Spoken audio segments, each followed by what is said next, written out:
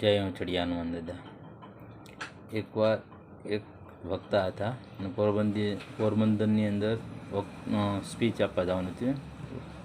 તો એને વિચાર કર્યો પોરબંદર એટલે કે ગાંધીજીની જન્મભૂમિ કહેવાય, તો ગાંધીજી વિશે આપણે બોલશું।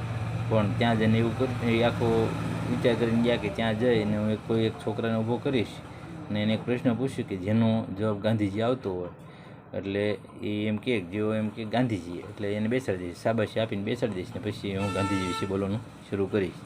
તો વક્તા ગયા અને સરસ મજાનું મંચ ઉપર આયોજન હતું અને બધું પબ્લિક બેઠું હતું।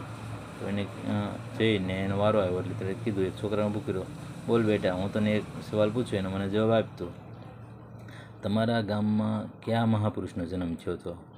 છોકરો કે અમારા ગામમાં કોઈ મહાપુરુષનો જન્મ નહોતો થયો।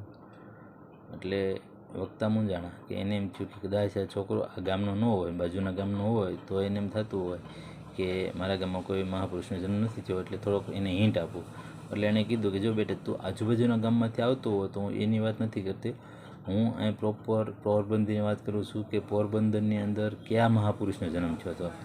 છોકરો કહે છે પોરબંદરની અંદર કોઈ મહાપુરુષનો જન્મ નથી થયો। વક્તા થોડાક મૂંઝાણા, એટલે એને એમ થયું કે ઓલો ભાઈ જવાબ દે નહીં, વક્તાનું ભાષણ આગળ હાલે નહીં, મૂંઝાણા। પછી એણે કીધું કે જો આપણે જે સત્ય અને અહિંસાનો માર્ગ આપ્યો, જે આપણે ચલણી નોટ ઉપર એનું નામ છે, પછી મીઠાનો સત્યાગ્રહ કર્યો, એવા જે મહાપુરુષ કે જે પોરબંદરમાં જન્મ્યા, એ મહાપુરુષનું નામ શું છે? કે જે એવા કયા મહાપુરુષ જે પોરબંદરની અંદર જન્મ્યા?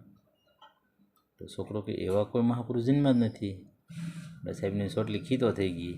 તો એને કીધું કે ગધેડા, એ કે ગાંધીજી આવે તો નથી ખબર? એ કે લે, ગાંધીજી તો અમને નહીં, અમે નાના છોકરાને ખબર હોય સાહેબ। એ કે તો પછી ક્યારનો પૂછું છું, બોલતો કેમ નથી?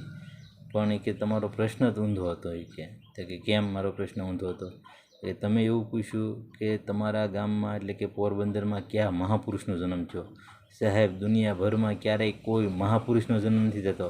જન્મ એક બાળકનો થાય, પોતે સત્કાર્યો કરી અને પોતાના સત્કાર્યના કારણે મહાન થાય છે, બાકી ક્યારેય મહાપુરુષનો જન્મ થતો નથી।